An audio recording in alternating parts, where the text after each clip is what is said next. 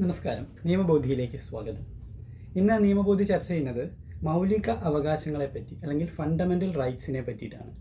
നമ്മുടെ ഇന്ത്യൻ ഭരണഘടന ഏതൊരു പൗരനും ഉറപ്പാക്കുന്ന കുറേയേറെ അവകാശങ്ങളുണ്ട്. ഭരണഘടനാ മൂല്യങ്ങളിൽ അധിഷ്ഠിതമായിട്ടുള്ള ഒരുപാട് അവകാശങ്ങൾ നമ്മുടെ ഭരണഘടന നമുക്കായിട്ട് തരുന്നുണ്ട്.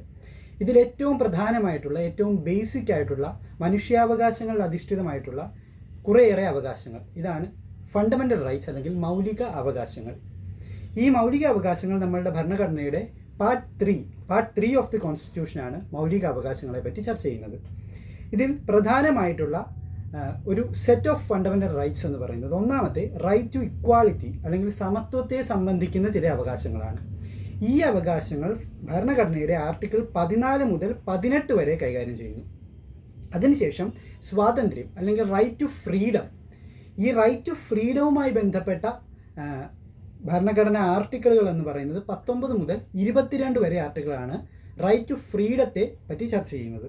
ഇതിനുശേഷം റൈറ്റ് അഗെയിൻസ്റ്റ് എക്സ്പ്ലോയിറ്റേഷൻ, ഏതെങ്കിലും തരത്തിലുള്ള എക്സ്പ്ലോയിറ്റേഷന് വിധേയമാവാതിരിക്കാൻ അതിൽ നിന്നുള്ള പ്രൊട്ടക്ഷൻ എൻഷ്വർ ചെയ്യുന്ന കുറേയേറെ ആർട്ടിക്കിളുകൾ നമ്മളുടെ ഭരണഘടനയിലുള്ളത് ആർട്ടിക്കിൾ 23, 24 ഉൾപ്പെടെയുള്ള ആർട്ടിക്കിളുകളാണ്. പിന്നീട് വരുന്നത് മതപരമായ അവകാശങ്ങൾ. ഈ മതപരമായ right to freedom of religion എന്ന് പറയുന്നത് ഉറപ്പാക്കുന്ന ആർട്ടിക്കിളുകൾ 25 മുതൽ 28 വരെയാണ്. ഈ പറയുന്ന അവകാശങ്ങളെല്ലാം തന്നെ നമുക്ക് ലഭിക്കുന്നു എന്ന് ഉറപ്പാക്കാൻ സാധിക്കുന്ന മറ്റൊരു അവകാശം കൂടി ഇതിനൊപ്പമുണ്ട്. റൈറ്റ് ടു കോൺസ്റ്റിറ്റ്യൂഷണൽ റെമഡീസ്, അതായത് ഏതെങ്കിലും തരത്തിൽ ആരുടെയെങ്കിലും മൗലിക അവകാശങ്ങൾ ലംഘിക്കപ്പെടുന്നുവെങ്കിൽ ആ മൗലിക അവകാശങ്ങൾ ഉറപ്പാക്കാനായി മറ്റൊരു അവകാശം ആർട്ടിക്കിൾ 32 പ്രകാരം ഏതൊരു മൗലിക അവകാശവും ലംഘിക്കപ്പെടുന്നു, അത് പ്രധാനമായും മൗലിക അവകാശങ്ങൾ ഒരു വ്യക്തിയോടോ ഒരാളോടോ പറയുന്നു എന്നതിനപ്പുറത്തേക്ക് ഒരു നിയമനിർമ്മാണ സഭയോട് അല്ലെങ്കിൽ ഒരു നിയമനിർമ്മാണം നടത്തുന്ന അതോറിറ്റിയോട് പറയുന്ന കുറേ നിർദ്ദേശങ്ങളായിട്ടാണ് നമുക്ക് കൂടുതൽ കണക്കാക്കാൻ സാധിക്കുന്നത്. ദി സ്റ്റേറ്റ് അല്ലെങ്കിൽ ഒരു നിയമനിർമ്മാണ സഭ ഒരു നിയമം ഉണ്ടാക്കുമ്പോൾ ഈ പറയുന്ന അവകാശങ്ങളൊന്നും ലംഘിക്കപ്പെടുന്ന രീതിയിലാവരുത് ആ നിയമങ്ങൾ എന്നുള്ളതാണ് ഏറ്റവും പ്രധാനപ്പെട്ട കാര്യം. ഇങ്ങനെ എന്തെങ്കിലും ഒരു നിയമനിർമ്മാണം നടന്നിട്ടുണ്ടെങ്കിൽ ആ നിയമത്തിനെതിരെ മറ്റ് യാതൊരു വിധത്തിലുള്ള കീഴ്ക്കോടതികളിൽ തട്ടി നിൽക്കാതെ നേരെ സുപ്രീം കോടതിയിലേക്ക് പോകാൻ സാധിക്കുന്ന ഒരവകാശമാണ് ആർട്ടിക്കിൾ 32 പ്രകാരം റൈറ്റ് ടു കോൺസ്റ്റിറ്റ്യൂഷണൽ റെമഡീസ്, ഭരണഘടനാപരമായ അവകാശങ്ങൾ ലഭിക്കുവാനുള്ള ഒരു അവകാശം. ഈ പറയുന്നത് കുറച്ചുകൂടി വ്യക്തമായി പറയുകയാണെങ്കിൽ ആദ്യം ആർട്ടിക്കിൾ 14 മുതൽ ആർട്ടിക്കിൾ 18 മുതൽ വരെയുള്ളത് സ്വാതന്ത്ര്യവുമായി ബന്ധപ്പെട്ട റൈറ്റ് ടു സമത്വവുമായി ബന്ധപ്പെട്ട അവകാശങ്ങളാണ്. റൈറ്റ് ടു ഇക്വാളിറ്റി, അതിൽ ആർട്ടിക്കിൾ 14 പറയുന്നത് പ്രകാരം ഏതൊരു വ്യക്തിയും നിയമത്തിന് കണ്ണിൽ ഒന്നാണ്. ഏതൊരു നിയമനിർമ്മാണ സഭയും ഒരു നിയമം ഉണ്ടാക്കുമ്പോൾ എല്ലാ വ്യക്തികളെയും സമത്വത്തോടെ ഒന്നായി കാണുന്ന നിയമങ്ങൾ മാത്രമേ ഉണ്ടാക്കാവുള്ളൂ. ഏതെങ്കിലും ഒരു സമൂഹത്തിന് ഏതെങ്കിലും ഒരു വ്യക്തിക്കോ അണീവനായിട്ടുള്ള എന്തെങ്കിലും ഒരു അഡ്വാൻറ്റേജ്, എന്തെങ്കിലും ഒരു പ്രയോജനം, ഒരു ഗുണം കൂടുതൽ ഉണ്ടാകുന്ന രീതിയിലോ ഏതെങ്കിലും ഒരു സമൂഹത്തെ പെർസിക്യൂട്ട് ചെയ്തോ മാറ്റി നിർത്തിക്കൊണ്ടോ ഉള്ള നിയമങ്ങൾ ഈ ഒരു അനുച്ഛേദം പ്രകാരം നിലനിൽക്കുന്നതല്ല. ഇനി ആർട്ടിക്കിൾ 15 ഇതേപോലെ തന്നെ ഏത് തരത്തിലുള്ള ഡിസ്ക്രിമിനേഷനുകളും മാറ്റി നിർത്തപ്പെടലുകളും ഇങ്ങനെയുള്ള കാര്യങ്ങൾ ഉള്ള ഏതെങ്കിലും തരത്തിലുള്ള നിയമങ്ങളുണ്ടെങ്കിൽ അവയെ അല്ലെങ്കിൽ അങ്ങനെയുള്ള നിയമനിർമ്മാണങ്ങളെ തടഞ്ഞുകൊണ്ടുള്ളതാണ് article 15. 16 right to equality of opportunity in public employment, reservation മുതലായ കാര്യങ്ങൾ ആർട്ടിക്കിൾ 16 കീഴിൽ നമുക്ക് കൂട്ടി വായിക്കാൻ സാധിക്കും. ഏതൊരു സമൂഹത്തിനും ഏതൊരു ജനവിഭാഗത്തിനും ഒരേ രീതിയിലുള്ള ഓപ്പർച്യൂണിറ്റികൾ, അവസരങ്ങൾ ലഭിക്കുക എന്നുള്ളതാണ് ആർട്ടിക്കിൾ 16 പ്രകാരം നമുക്ക് മനസ്സിലാക്കാൻ സാധിക്കുന്നത്.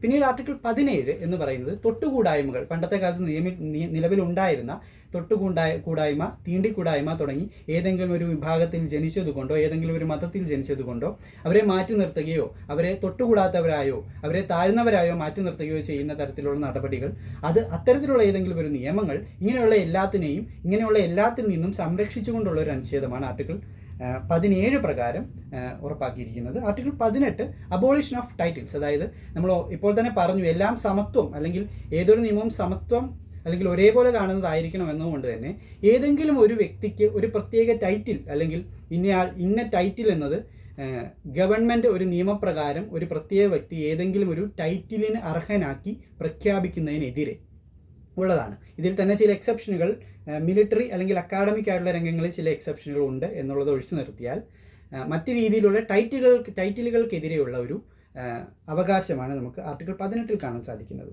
ഇനി റൈറ്റ് ടു ഫ്രീഡം, സ്വാതന്ത്ര്യത്തെപ്പറ്റി സംസാരിക്കുമ്പോൾ ആദ്യം പറയുന്നത് ആർട്ടിക്കിൾ 19 അത് ആർട്ടിക്കിൾ 19 ഒരു 6 തരത്തിലുള്ള സ്വാതന്ത്ര്യങ്ങളെ പറ്റി പറയുന്നുണ്ട്.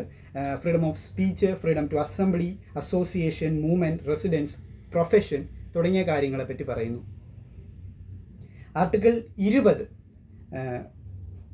അത് സാധാരണയായി ഏതെങ്കിലും കുറ്റകൃത്യത്തിൽ ജയിലിലാക്കപ്പെടുന്ന ആളുകൾക്ക് അവർക്ക് വരുന്ന അവകാശങ്ങളെപ്പറ്റി സംസാരിക്കുന്നതാണ്. ഇനി ഏറ്റവും പ്രധാനപ്പെട്ട നമുക്ക് മൗലിക അവകാശങ്ങളുടെയൊക്കെ ഒരു വളരെ ബേസിക് ആയിട്ടുള്ള അല്ലെങ്കിൽ വളരെ പ്രധാനപ്പെട്ടതായിട്ടുള്ളൊരു അവകാശം എന്ന് പറയുന്നതാണ് right to life and personal liberty. Article 21 ഉറപ്പാക്കുന്ന ഒരു അവകാശമാണ് right to life and personal liberty എന്ന് പറയുന്നത്. ഈ ഒരു അവകാശം ഒരു അംബ്രല്ല ടേം ആയിട്ട് നമുക്ക് കൺസിഡർ ചെയ്യാൻ സാധിക്കും. ഒരുപാട് കാലങ്ങളിൽ കോടതികൾ ഈ ഒരു അവകാശത്തിനുള്ളിലേക്ക് മറ്റൊരുപാട് അവകാശങ്ങളും മറ്റൊരുപാട് കാര്യങ്ങളെയും കൊണ്ടുവന്നിട്ട് റൈറ്റ് ടു ലൈഫ് എന്ന് പറയുന്നത് ആദ്യം ജീവിക്കാനുള്ള ഒരു അവകാശം എന്നതിൽ നിന്ന് തുടങ്ങി എല്ലാ രീതിയിലും അന്തസ്സോടുകൂടി ഡിഗ്നിറ്റിയോടുകൂടി ഒരു ഹ്യൂമൻ ബീയിങ് ആയി ജനിച്ചത് കൊണ്ട് നിങ്ങൾക്ക് ലഭിക്കേണ്ട ബേസിക് ആയിട്ടുള്ള എല്ലാ അന്തസ്സോടുകൂടി ജീവിക്കാനുള്ള അവകാശം ഉറപ്പാക്കുന്ന ഒരു അംബ്രല്ല സെക്ഷനായിട്ട് നമുക്ക് ആർട്ടിക്കിൾ 21 കാണാൻ സാധിക്കും. പിന്നീട് വരുന്നത് ആർട്ടിക്കിൾ 23, 24 റൈറ്റ് അഗെയിൻസ്റ്റ് എക്സ്പ്ലോയിറ്റേഷൻ, ബാല വേല തുടങ്ങി ചൈൽഡ് ലേബർ പോലെയുള്ള നടപടികൾ, അതിനൊക്കെ എതിരെ സംരക്ഷണം ഉറപ്പാക്കിക്കൊണ്ടുള്ള ചില ആർട്ടിക്കിളുകളാണ് വരുന്നത്. പിന്നെ വരുന്നത് മതപരമായിട്ടുള്ള അവകാശങ്ങൾ. നമുക്ക് ഏതൊരു മതവും പ്രാക്ടീസ് ചെയ്യാനും പ്രൊഫസ് ചെയ്യാനും, നിങ്ങൾക്ക് ഏതൊരു മതവും ആചരിക്കാനും അത് പ്രൊപ്പഗേറ്റ് ചെയ്യാനും അത് പ്രചരിപ്പിക്കാനുമുള്ള അവകാശം നിങ്ങൾക്കുണ്ട്. അത് ആർട്ടിക്കിൾ 25 മുതൽ 28 വരെ നിങ്ങൾക്ക് നിങ്ങളുടെ മതസ്ഥാപനങ്ങൾ നടത്തിക്കൊണ്ടു പോകാനുള്ള അവകാശങ്ങൾ, നിങ്ങളുടെ മതപരമായിട്ടുള്ള സൂക്തങ്ങൾ, മതപരമായിട്ടുള്ള മൂല്യങ്ങൾ പ്രചരിപ്പിക്കാനുള്ള അവകാശം, മറ്റൊരു മതം താല്പര്യമുണ്ടെങ്കിൽ അതിലേക്ക് മാറാൻ സാധിക്കുന്നു, അതല്ലെങ്കിൽ ഏതെങ്കിലും ഒരു മതത്തെ മാത്രം നിങ്ങൾക്ക് പ്രത്യേകമായി നിങ്ങളുടെ അടിസ്ഥാനപരമായ സ്വാതന്ത്ര്യത്തെ ഏതെങ്കിലും ഒരു മതത്തിൻ്റേത് ലിമിറ്റ് ചെയ്തുകൊണ്ടുള്ള ഏതെങ്കിലും ഒരു നിയമനിർമ്മാണം, അങ്ങനെയുള്ളതിനെതിരെയുള്ള ഒരു അവകാശ കൂട്ടമാണ് ഈ പറയുന്നത് 25 മുതൽ 22 എന്ന് പറയുന്നത്. പിന്നീട് വരുന്നത് കൾച്ചറൽ ആൻഡ് എഡ്യൂക്കേഷൻ റൈറ്റ്സ് ആണ്. 29, 30 അത് പ്രധാനമായിട്ടും മൈനോറിറ്റീസ് അല്ലെങ്കിൽ ന്യൂനപക്ഷങ്ങളുടെ അവകാശങ്ങളെ സംബന്ധിച്ച് സംസാരിക്കുന്ന ചില സെക്ഷനുകളാണ്. പിന്നീട് നമ്മളിപ്പോൾ പറഞ്ഞതുപോലെ ഈ അവകാശങ്ങളെല്ലാം അവകാശങ്ങളായി ഇരിക്കാനായിട്ട് കാരണമെന്ന് വിശേഷിപ്പിക്കാൻ സാധിക്കുന്ന ഒന്ന് ആർട്ടിക്കിൾ 32 പ്രകാരം റൈറ്റ് ടു കോൺസ്റ്റിറ്റ്യൂഷണൽ റെമഡീസ്. ഈ പറയുന്ന അവകാശങ്ങൾ ലംഘിക്കപ്പെടുന്നു, ഏതെങ്കിലും ഒരു നിയമം ഇങ്ങനെ എന്തെങ്കിലും ഒരു അവകാശം ലംഘിക്കുന്നു എന്ന് തോന്നുമ്പോൾ നേരെ സുപ്രീം കോടതിയെ സമീപിക്കാൻ, അതിന് റിറ്റ് പെറ്റീഷനുകൾ ഫയൽ ചെയ്ത് സുപ്രീം കോടതിയിൽ പെറ്റീഷനുകൾ നേരിട്ട് മറ്റൊരു കീഴ്ക്കോടതിയിൽ നിൽക്കാതെ നേരിട്ട് സുപ്രീം കോടതിയെ അപ്രോച്ച് ചെയ്യാനുള്ള ഏതൊരു പൗരനും അവകാശമുണ്ട് എന്ന് ഉറപ്പാക്കുന്ന ഒരു സെക്ഷനാണ് ഈ 32. അപ്പം ഇത്തരത്തിലുള്ള ബേസിക് ആയിട്ടുള്ള മൗലിക അവകാശങ്ങൾ എല്ലാ പൗരനും ഉറപ്പാക്കുന്നു എന്നുള്ളത്, ഇങ്ങനെയുള്ള മനുഷ്യാവകാശപരമായ അവകാശങ്ങൾ, അത് വളരെ ബേസിക് ആയിട്ടുള്ള അവകാശങ്ങളാണ്. അത് നമ്മുടെ കോൺസ്റ്റിറ്റ്യൂഷൻ മേക്കേഴ്സ് വളരെ ദീർഘവീക്ഷണത്തോടു കൂടി തന്നെ കോൺസ്റ്റിറ്റ്യൂഷനിൽ ഇൻക്ലൂഡ് ചെയ്തിട്ടുണ്ട്. ഈ അവകാശങ്ങൾ ഉറപ്പാക്കാനും അത് ലംഘിക്കപ്പെട്ടാൽ എന്താണ് ചെയ്യേണ്ടത് എന്നതുവരെയും നമ്മുടെ ഭരണഘടനാപരമായിട്ട് ഭരണഘടനാ മൂല്യങ്ങളിൽ, ഭരണഘടനാ അനുച്ഛേദങ്ങളിൽ പറയുന്നുണ്ട്. നന്ദി.